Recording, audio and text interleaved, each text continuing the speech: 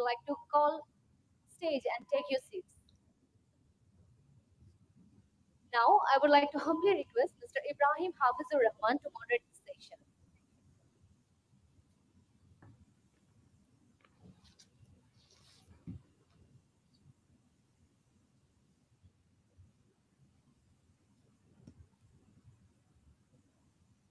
We also, I think we're going to have someone join online as well.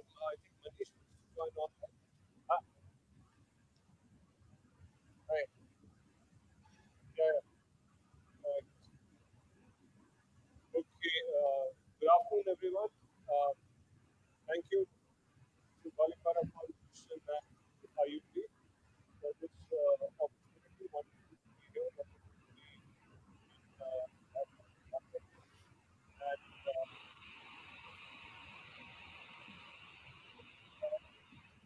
very, uh, very knowledgeable, very impactful in terms of that we've had. So I think what the focus since yesterday has been on on looking at the pathways and how do we get to a scenario where we are protecting the biodiversity. Now, of course, this particular section is focused on technology and on technology based on the discussions that we've been having since yesterday. Two or three points come to my mind.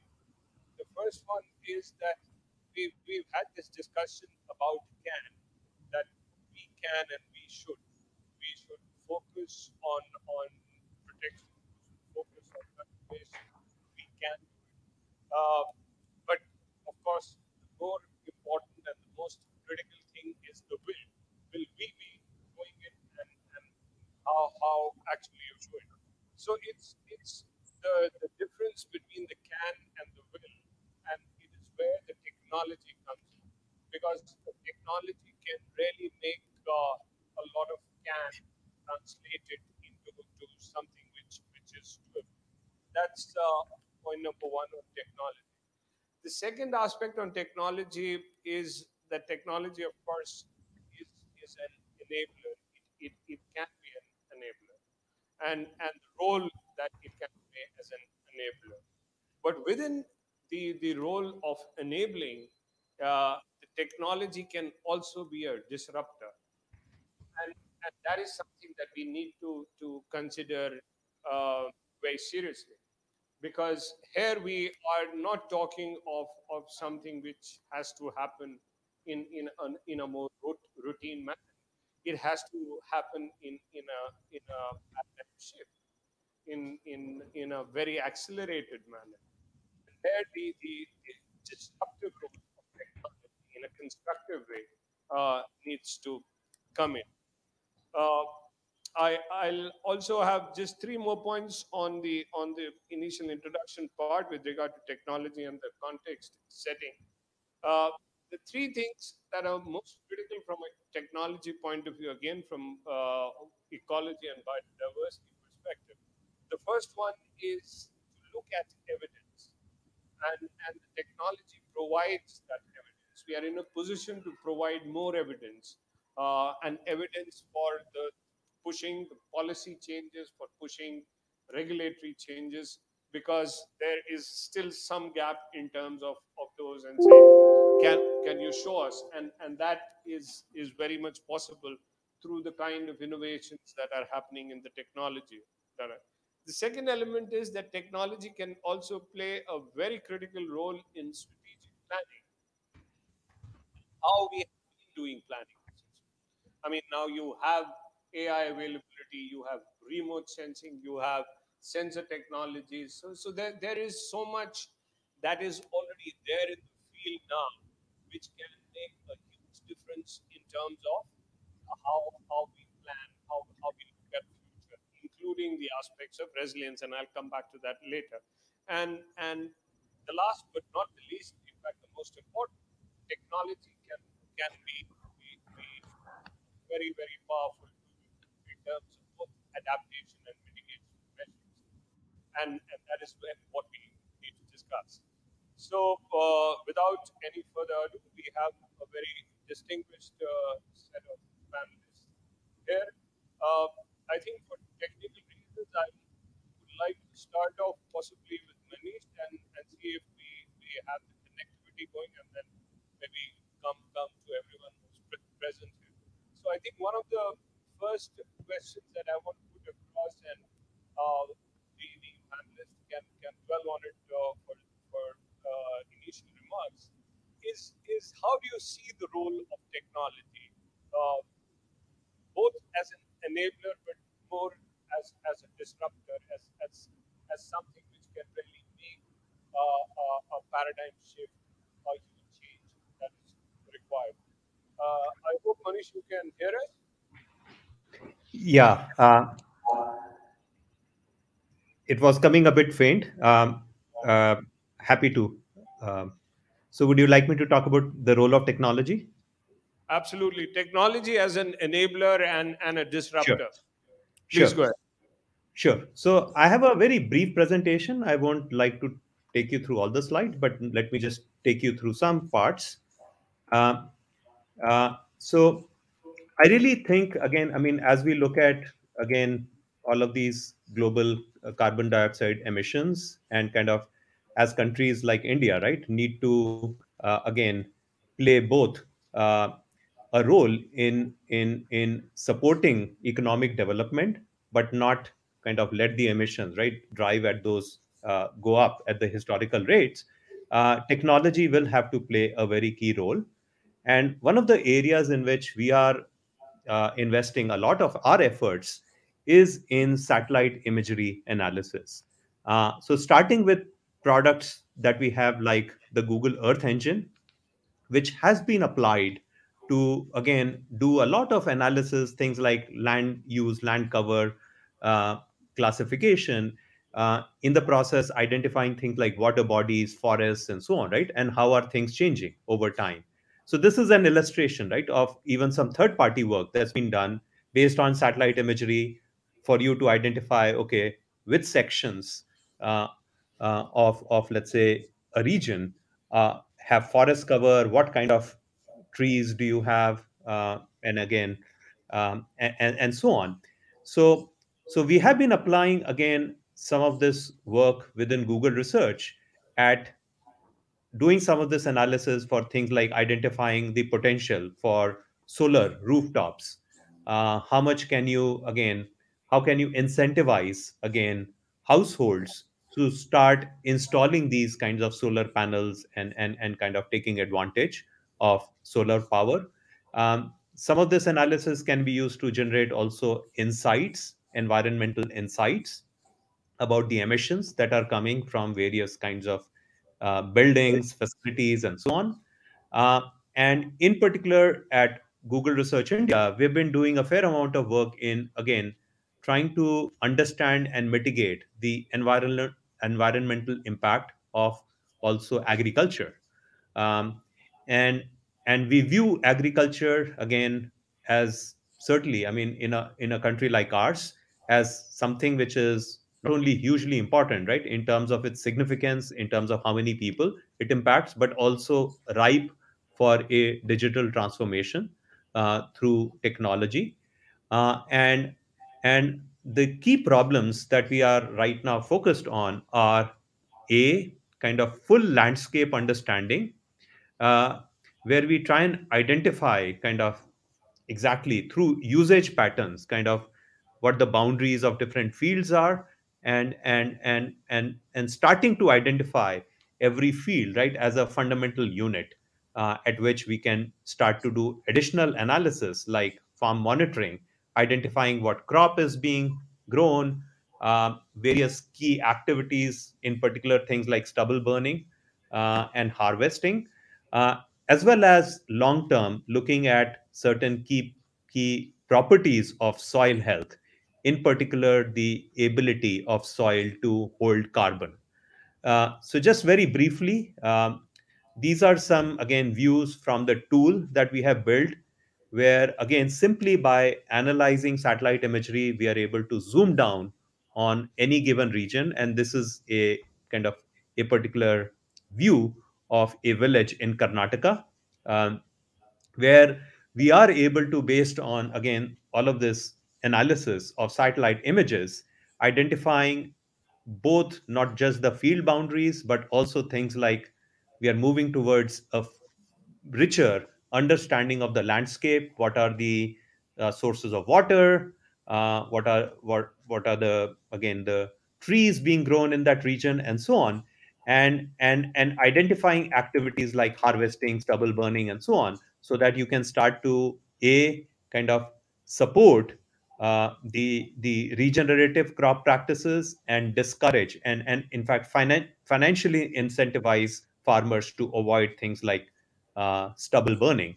Um, and in particular, one long-term effort that we are excited about is, can we financially incentivize a return to regenerative agriculture, really encourage farmers to go for multi-cropping, um, uh, and avoiding things like stubble burning, by being able to explicitly model kind of the carbon holding capability of the soil.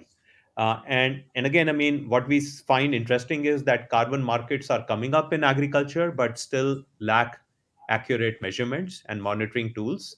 And it is still an open question, but we have begun research in this area to see, can we complement some of the lab testing that you do of soil samples with analysis of, again, some of these uh, soil uh, uh, from satellite imagery analysis, and be able to provide more scalable solutions for carbon modeling potential of soil. So let me kind of stop here at this point. Hopefully I've given you kind of a feel for the different ways in which technology can be applied to, again, help support sustainability efforts. Back to you. Thank you very much, Manish. That was a very, very good overview, particularly from the point of view of using satellite imagery. And all of us have been using Google Earth for ages now, I would say. And in fact, recently, my organization was working in one of the cities where we have used Google Earth, and then we have gone down to digitize 1 meter resolution maps to look at exactly what you are doing. You are focused on the fields, but this was for an urban area where we are looking at waste. So, looking at very specific waste dumps across the city, looking at the other features with regard to land use, and then looking into aspects of wastewater management, looking at solid waste management holistically from a management point of view. So I think satellite imagery, drone data, LiDAR, all these are technologies which are already making a huge difference. Uh, so I think that sets a very good context. Uh, Let me come to you, Alok. TCS has been doing a lot of work on the data side and on analytics and on use of algorithms and software for a lot of planning and Yeah. different technologies. So can you put some Thank light you. on? Thank you, Ibrahim, for asking this question. But thanks to Balipara for inviting me for this discussion. See, we have been having last 24 hours, as you pointed out, and we discussed various aspects of sustainability. And we are just saying that we have a problem. And we also said we are a little bit late, but probably not too late to get into it. And it's not related to only the nature which we are trying to conserve, but also the industry economics, also depending on the sustainability. So all industries needs to be sustainable. And they need to, I think previous session we discussed about how about small enterprises, how do we get into the supply chain? So the whole thing, if you want to take it to the next level and solve this problem, the only way to do is to digitalize the whole thing. And until unless we get into digital mode of solving this problem, we will not be able to achieve our goal, which we have been highlighting for last 24 hours. Now look at the existing technologies which is already there. Google Map we just talked about, and Manish explained it beautifully that okay, what other things can be done. And I'm sure my colleagues will be talking about the other the products and the facilities available. But we are seeing that we are at the stage, and the last 5 years, the way digital technology has grown, fantastic. Is to I've been in IT industry from 35 years, and I've seen from mainframe to current cloud-based computing, AI, analytics, virtual management. So one thing which I see using whether it's AI, ML, uh, and then basically we talk about the digital twins, and then use other technologies around that, sensor technologies and so on, and have all of it to create a digital twins for all the problems which you're talking about. Whether it's the forest as the physical assets over there, the trees and the overall forest, through Google Map, through sensors, through other drones mechanism and so on, or when we're talking about the waste management, we just touched upon, how do we have those kind of physical things converted into digital and then monitor it real time, monitor it, and then try to do the cloud based analysis, AI, ML, and find a predictive analysis. And not only that predictive analysis, but do the prescription as well. The real time prescription on my mobile app to the whole of the society which is handling that area to act immediately within the 24 hours or in a week's time to solve that problem. Now we have been solving many challenges throughout last digitalization age, and the three components are quite key for solving any problem. Take that any challenge, and the three components are, we have been all talking about it, red, people, process, and technologies, right? Technology is there and evolving very fast. And it's not that we are dead end of the technology innovation. A lot of innovations are happening further. But people and process part needs to be strengthened at this point of time. I think since yesterday we have been talking about it. Until unless all the stakeholders comes into the digital technology uses and the process is set all across industries, then it will get to the solution mode. As I was talking about the digital mode, digital twins, the process of setting up the digital twins and solving the problem is one thing. But the stakeholder commitment from all the societies is quite important. So that's what I thought. The technology is there, and we at TCS having almost in all the areas, whether AI, ML, blockchain. The blockchain is another important technology which can be used because we can have all the data analysis, from all the regions collected first locally, then the regional, and then global, and then try to do the overall AI analysis and see what prescriptive analysis or prescriptive direction needs to be given to a particular region. So that's what is my thought process, that technology is there, is further evolving. But until unless we have all these three components together, um, I'm not saying that we'll not be able to solve, but it may take a little longer. Yeah, thank you very much. Thank you. I think you bring out three important points. One, of course, the need to digitalize and involve the stakeholders. The second element about this digital twins.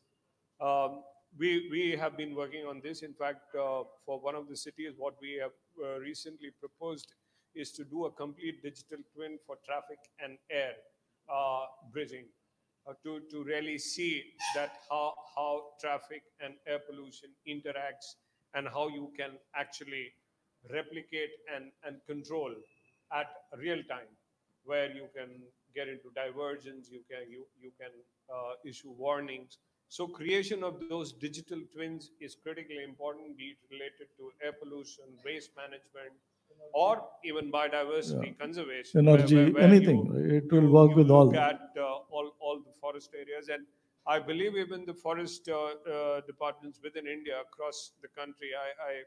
Some months back, I think I saw a tender from the state of Tamil Nadu going in for complete digitalization of the sector as a whole. And they had all kinds of elements.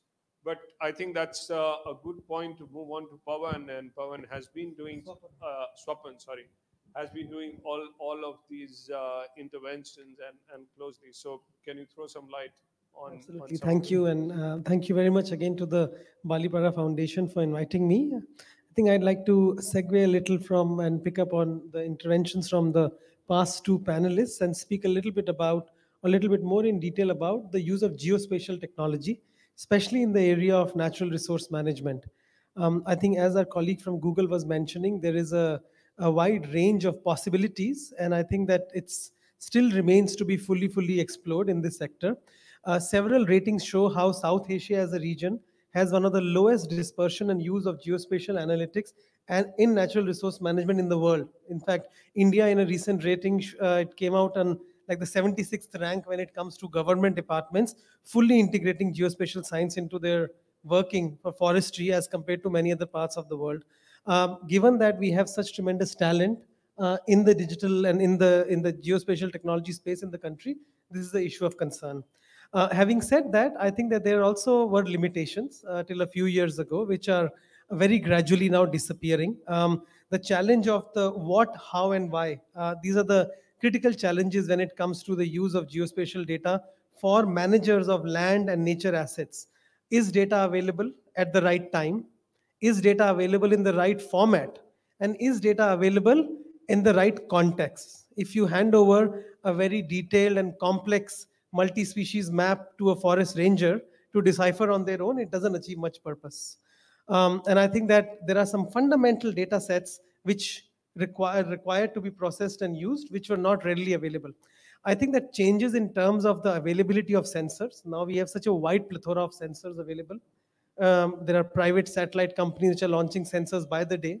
The cost of data acquisition, which has gone down tremendously. In fact, some interventions, especially from the USGS and the European Space Agency, they've made mid-resolution satellite data free for the whole world. And given that the time frequency requirements for forest managers are not real time, they are near real time, the coverage of a lot of these free data sets is sufficient now to be able to process information and provide at a very low cost. The second challenge is computational capacity, which was a major constraint. A lot of departments, a lot of NGOs did not have the resources to procure large servers to process geospatial data on. But with cloud computing, I mean, one of the obviously the leaders in this space is Google Earth Engine, the coding side of Google, which allows you to do so much of this online. And many other software organizations are now giving you platforms to compute your geospatial data online. This problem is also getting solved. And lastly, the availability of mobile data sets with such high computing capacity that you can view all this data on the ground is a key game changer. I think that with these building blocks in place, now what remains is a key driver of consumption of data.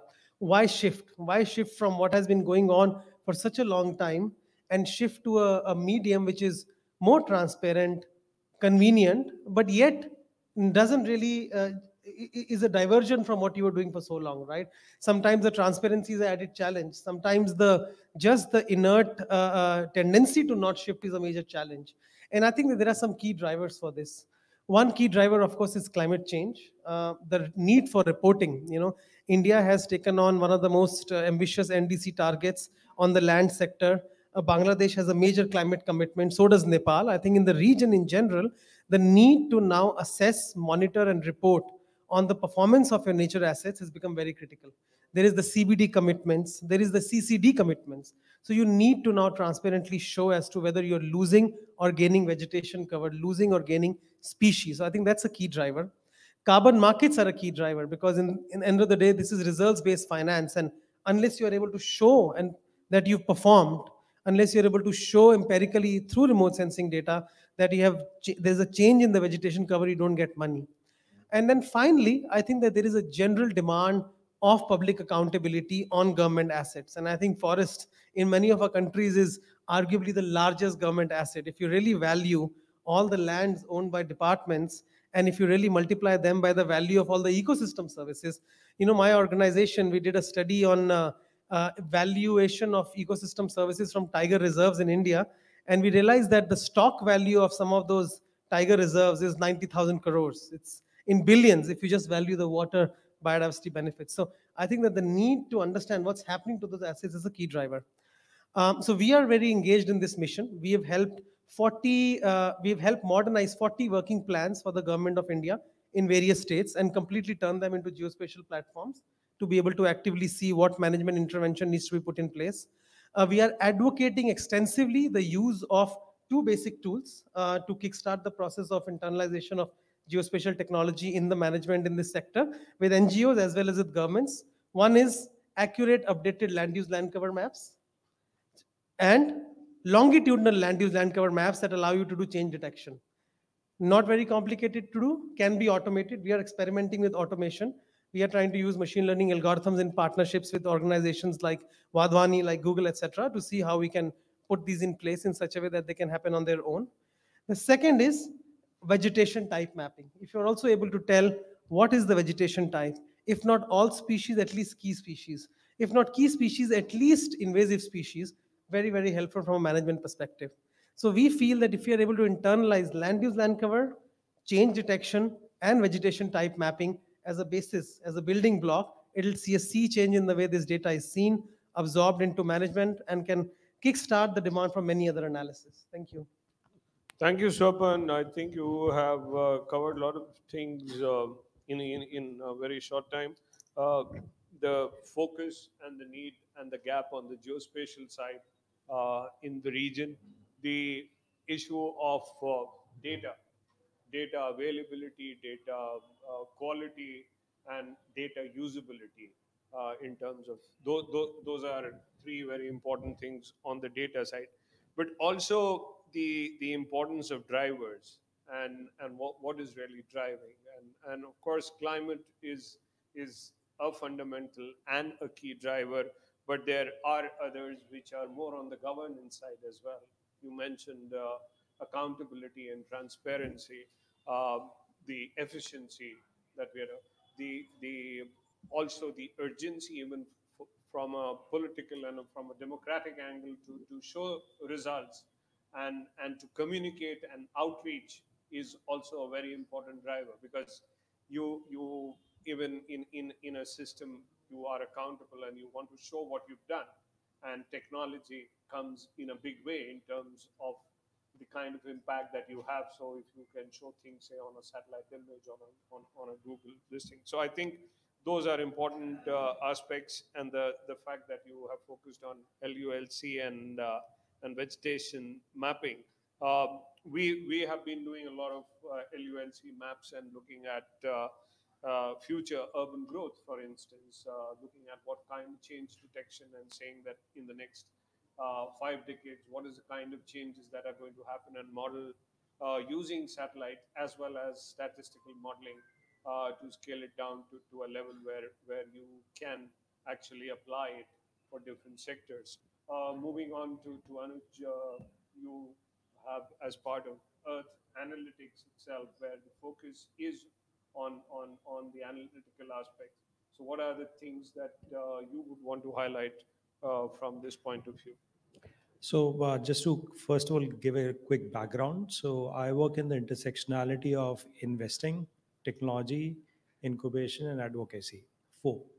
And the reason that I'm talking about the significance of this coming together is that if we have to get into a solution in terms of technology, it needs to be democratized as well. We're talking about, let's say, India, we say it's a $3 trillion economy. We talk about South Asia, it is having 25% of the humanity. But just 100 people in India accounts for 25% of India's GDP. The same way, technology is primarily, when we are talking about, when in terms of the intersectionality, it is only confined to very few pockets of things. So when we are talking about, I was in COP27 just a month back, and somebody in a very senior official in the bank was saying that we are getting carbon credits and various other things, and Earth Analytic is doing the same. Unless and until this is not democratized, we are giving hope to the farmers, we are giving hope to the forest dwellers, but we are not giving anything to them. It's a hope. Without feeding them, it's not going to help. So we need to find intersectionality of things where we have to democratize how this whole technology is going to benefit the people on the ground. And when we talk about farmers as well, 90% of the farmers in South Asia are less than 1 acre. And when we are talking about solutions, we don't have solutions which are perfect. Now, in Earth Analytic, one of the things that we are trying to do with a project called Solify, we are doing an open source algorithm we are making, and we'll put it to use for anybody to develop further on it the carbon credit solutions or regenerative agriculture practices as well. That's the way democratization of technology should happen. The second thing, which is important, is when we look into indigenous communities and various other things, we had been talking about Himalaya in a big way. Now, 25% of the humanity is dependent on Himalayas. But what we are doing for the community of the Himalayas, we don't have any solutions. So we need to find a way by which we need to have a nature-based solution of investing as well for the communities. And I'm not talking about micro entrepreneurship. It's too much of, like, I will say, distorted versions of micro entrepreneurship coming in. Micro entrepreneurship means single person, you are just feeding them with some kind of grants and leaving them and abandoning them. That's not the way. We need to find a scalable startups or ventures which kind of harness the technology that we are using. What's the point of having a technology if we are sitting in, let's say, Silicon Valley or Bombay or Delhi, where the farmers on in a Himalayan region, let's say in Ladakh or Sikkim or Nagaland, cannot use it because they don't have access to that whole thing. So we need to find a way by which whatever the things we are talking, it needs to come out of the laboratories and needs to be going on the ground. And great of Valipara for calling here, like we are at the place which is going to be affected by the climate change the most, Bangladesh. Now, Bangladesh is the most densest population that we have. But now go back to Himalayas. It's the most sparsely populated geography in the world. But what are the kind of way we are supporting the entrepreneurs? That's not at all there. So what we are trying to do in terms of the contribution here is we're trying to identify lighthouse entrepreneurs in these regions from Kashmir to Kohima, and one at a time we are trying to strengthen the local entrepreneurs there. So what we are saying is place-based investing, which is one of its first kind in Asia that we are trying to do it. Along with that, we are getting technology to democratize the way the entrepreneurs can harness these things in nature-based solutions as well. And it's not going to be fast. It's not going to be in bulk. It needs to be done in one at a time. And when we are talking about these solutions, we need to have these entrepreneurs in the room as well, because they are the stakeholders. They are the people who are getting the most affected here. And in that whole region, and if we are talking about technology, one of the like use case I can talk about it. We have lots of like forest degradation which happens because of illegal minings and various other things. However, how many of us primarily get into the intersection of advocacy and technology? If we use it in a good way, we will find that most of the things that are happening in terms of forest nature degradation as well is not because of the locals. It's somebody outsider who's kind of doing it. So we need to find that these solutions and mitigate these whole things, and also having the adaptability in terms of how the income levels of the forest dwellers or the local communities or indigenous people also goes to the next level. And that's one of the important, I think, the outcome if we see with this kind of a great forum that we can find in. Fantastic. I think this couldn't have got better than this. You have the view from Google, which is using overarching technology platform. You have the view from one of the global leading firms, which is making use of data and technology. Uh, uh, Swapan already talked about what kind of geospatial requirements, but last but not the least, the most critical thing is how does the technology make a difference to the end user, to where it should be actually. And you mentioned about the region. Two things come to my mind. One, we've been using a tool we've developed, which is called Climtech, which is focusing on the farmer, looking at in the next 3 decades what is going to be the impact of climate change on the yield at a downscaled local level, at a district level, and of course we want to take it down to the block, if not to the field level. That is the kind of information, enabling information, that is required for. And where does this kind of information come? It should come on his or her telephone. So you have app-based. So it is that kind of technology breakthroughs and technology drive that we require.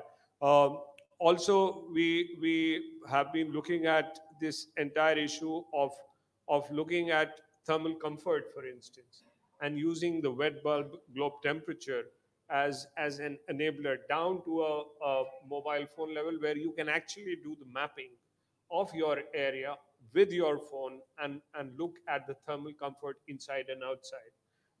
So those are the kind of decentralized tools that are required. I would, I don't know. I mean, since we are running late, I don't know from the organizers how much time do we have, because I would like to go at least do a quick round of the panelists and then, yes, of course. And huh? Yeah, that should work. I'll come back to you. So I think this is the initial round itself sets the context and what we've been discussing quite well. I want to focus briefly on one element, which is there is a lot of innovation and application happening on the technology side. The biggest challenge from the point of view of really making a difference is the application and the scalability of it. There are technologies, there are high-end technologies available. What are the factors and drivers and pathways for scalability? I would again start off with Google, and would want to know what is there in the bucket in terms of what is going to come out, but also the kind of technology that you have, how you're making efforts so that, to answer Anuj's question, that how does it really translate down to the last mile and to the last person. Over to you, Yeah, Manish. no, thanks. So I think my fellow panelists made some very important comments that ultimately there is still a significant gap. I mean, we shouldn't just take technology as there for granted. There are still significant gaps in how we develop this technology further and then apply it to really meet the needs of the end users. So just a few kind of examples I would give is, uh, I mean, as we started working with some of this technology in India, what we realized was many of these kind of technologies had been applied to other parts of the world and had not been adequately kind of customized for some of the unique challenges that we see in a country like India. So taking again, I mean, our work, a lot of it has been focused on agriculture. So a country like India tends to have much smaller farms, right? As somebody just also commented that, I mean, most of our farmers, right, their land holding is less than an acre. Uh, Often, again, when we looked at some of our existing solutions on identifying these farm boundaries, then identifying what crop is being grown, a lot of them tend to be, again, assume very, very large farms and also assume that the same crop is being grown throughout the year. Whereas in India, we know in countries like India, Bangladesh, and so on, right, in this region, we know a lot of times our land holdings are much smaller. We tend to go multiple crops in a given year. And sometimes even in the same season, we may have multiple crops kind of being grown side by side.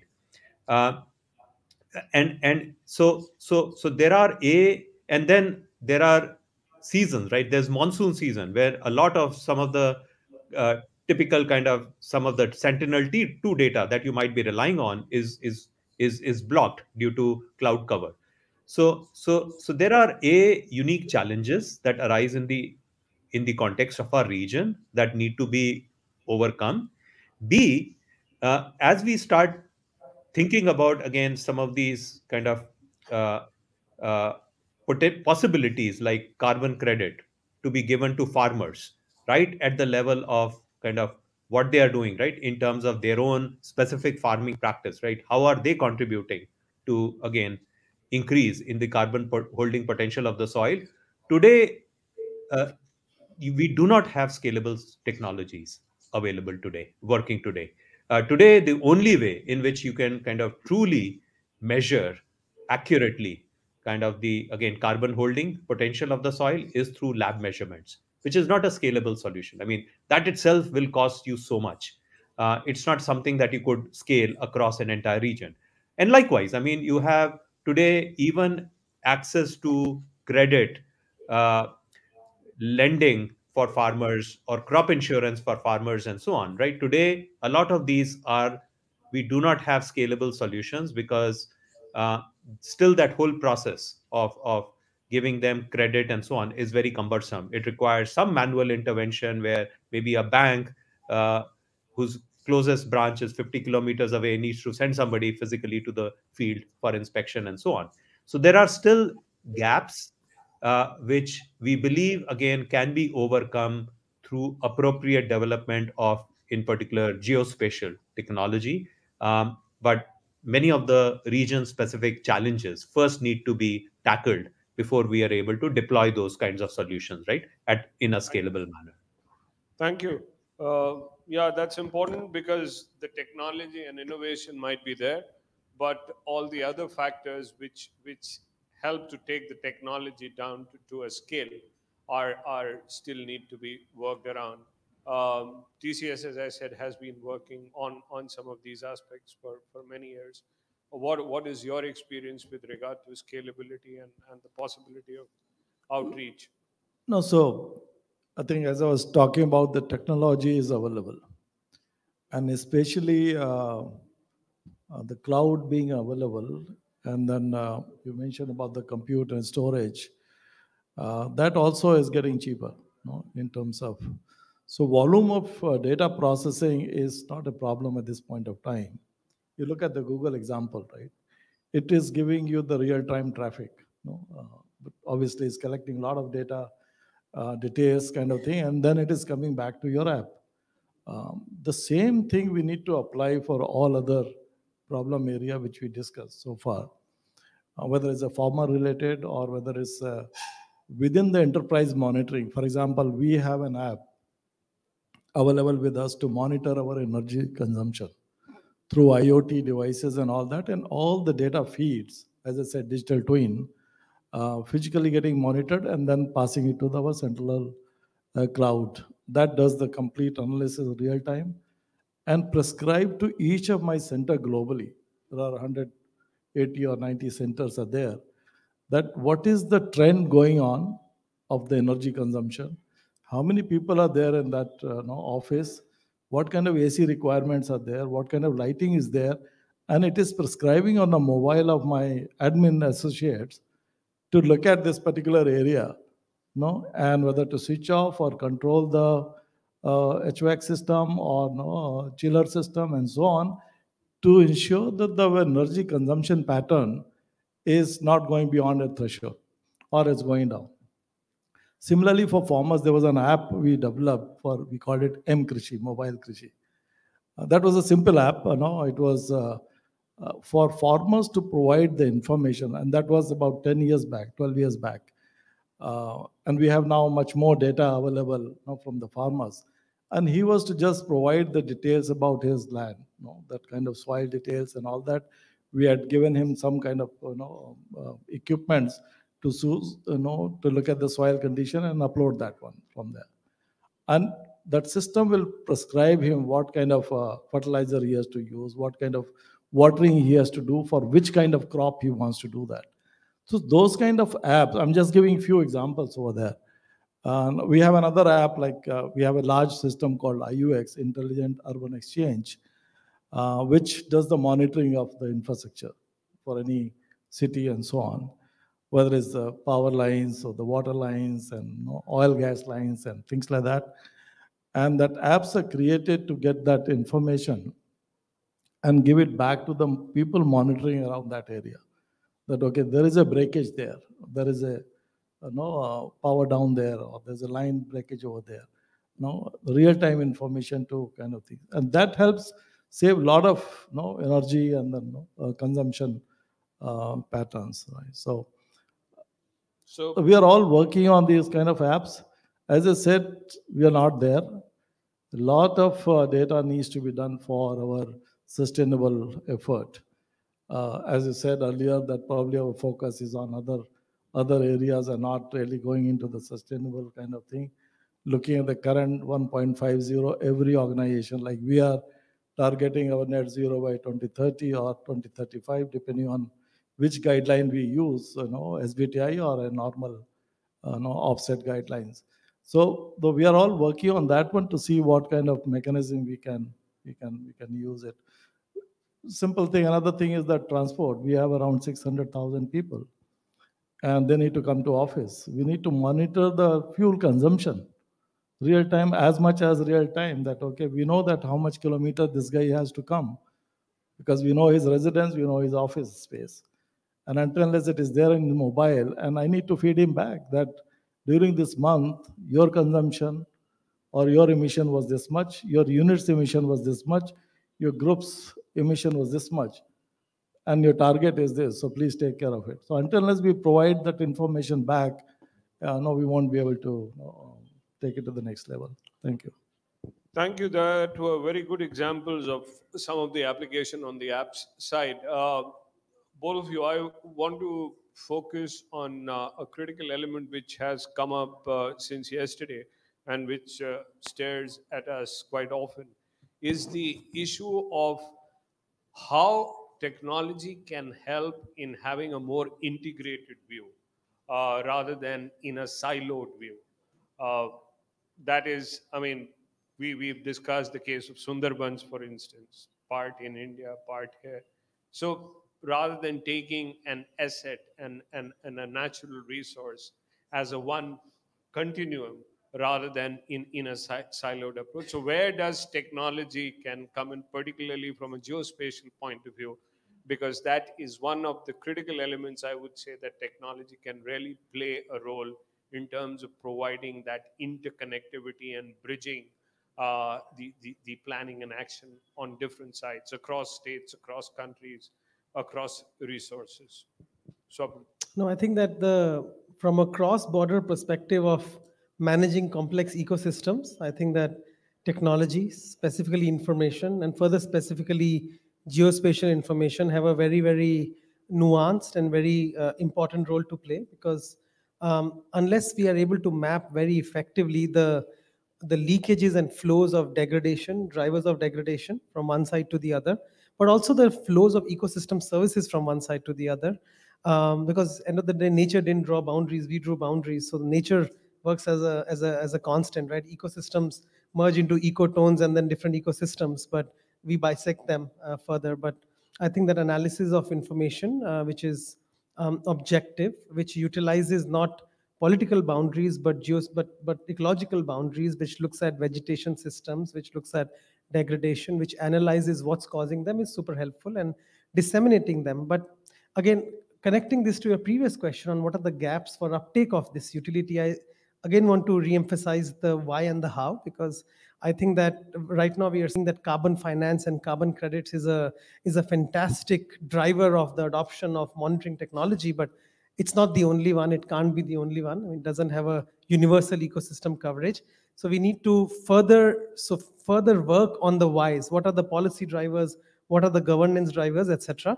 And then on the how, I think one element, in addition to the technical challenges that were referred to, for which we have emerging solutions. I mean, we can solve cloud through radar data, etc. But once the why is the clear, the second how, which is very important from my perspective, is the behavioral dimension. How do you get people to change their outlook and adopt new technologies which are transparent, which mean a change in the way of life, change in the way of working? And I think that this behavioral dimension applies equally to communities, but also to government officials, also to NGOs, also to financiers, because everybody has a way of managing systems. So I think there is a need to integrate the behavioral economics dimensions of uptake of new approaches into this overall paradigm. All right. thanks. Anuj, quickly, can you dwell Yeah, on so great of like everybody to kind of give a views about it. So I'll give a small example. So I went in Nagaland with one of my friend who primarily works with the forest dwellers there. And what they were doing is they were actually wanting to get bee honey, sting bee honey. And I went along with them, and they did not kind of broke the whole honey bee. They just broke half of it and took it back. And I was surprised why they took half and half they was kept. He said, no, this is good so that the bees can also be having some kind of a livelihood and they can rejuvenate it. And I will go back and get the half again back. But what the consumer is say is, I want to kill the whole thing, get the full beehive, and I will not allow the bees to be alive. That's the way we are trying to do it. So technology, till the time it is one dimensional, it is not good for the farmers or the local communities. It is only serving the purpose of certain vested interest of certain people only. So I have a company in technology. I'm saying that if we want to do it open source, we need to have a collaborative approach. Now, collaborative approach means that grounds up as well, it is required. So I cannot teach a farmer. Let me be honest. If a technology person says they are better than farmers, then we are fooling ourselves. Farmers knows better to take care of their own soil and various other things than us. Second, lots of us, like there's been a more than $1 billion which has been invested in agriculture initiatives and startups in India. Not a single one reaches to farmers, like the grassroots farmers. Nobody. And I'm saying 90% of the farmers they don't reach because they are small farm holders, they are useless, because they are not economically beneficial to the startups as well. Corporates also don't reach because it is a kind of a thing which is primarily driven with the subsidies or grants. So it's kind of abundant geography as well. The same thing in Himalayan region as well, because it's sparsely populated. We are not going to get that same kind of thing because as a democracy, we don't have the vote bank as well. So when we are talking about conjuncturality and some kind of a cohesion, we need to find that our locals are not going to change their habits. If we are trying to change them by the technology, that's not the right thing. Why not we imbibe technology in a way that it is receptive to the local ecosystem, and we create something which is co-creation rather than a one-sided dimension of imposing on them something which we have created in a silo, which is AC and PC approach. That's not right. Good. Excellent point. I think we have run out of time. I would just request one intervention from the ground.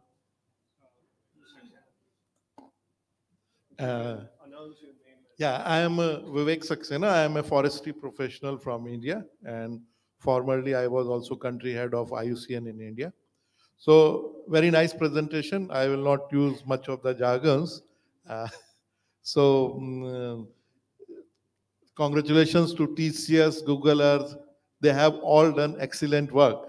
But the thing is, at the ground level, when we have to connect with the people who really are responsible to use it or implement it, especially in the natural resource management sector, I think that some sort of a hand holding is required, because if you see in the silo, many of the state governments, some one or two officials who have got some exposure in the IT or related work, so they drive in their own way and they think that what they are doing, that is the best. But working in the silos ultimately results every year in the state governments also lot of resources in the terms of the IT budget that is also being spent. But if it is connected well, it can be judiciously used. So that can be one thing, and output can be done. So what happens? They spend something, and after 2 years, something new person comes and some new thought process comes, that all the past thing has gone well. Now, few of the example, I would be happy if the TCS or Google can do some hand holding, especially like presently Haryana where I'm working. Our chief minister has announced that 10% of the area in a village where we have a community of panchayat land, that should be brought under various sort of afforestation.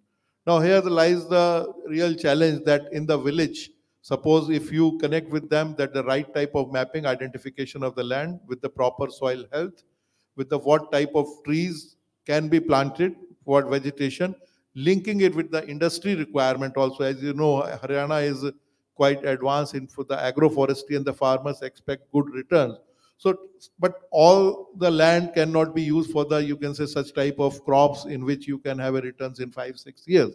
So different type of those things can be used, then linking it with the industry requirement also, because many time happens the industry, when there is an oversupply in the market, then the prices go down.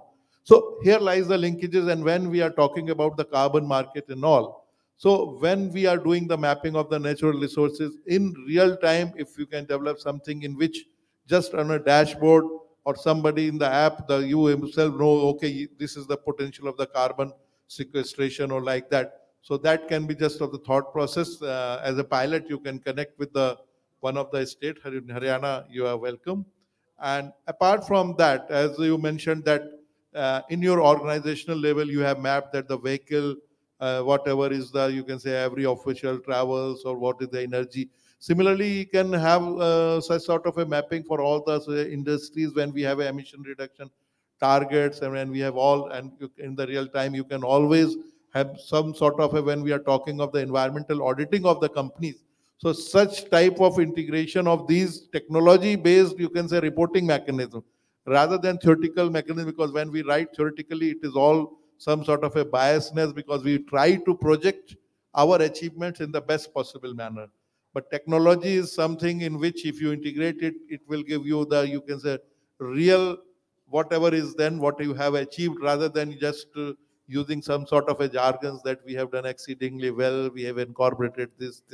Thank you very much. Thank you very much. You want to respond? I think we can do that offline. Uh, Thanks to all the distinguished panelists. Thank you to Balipara Foundation. Greatly appreciate, and thank you for listening in. Really appreciate it.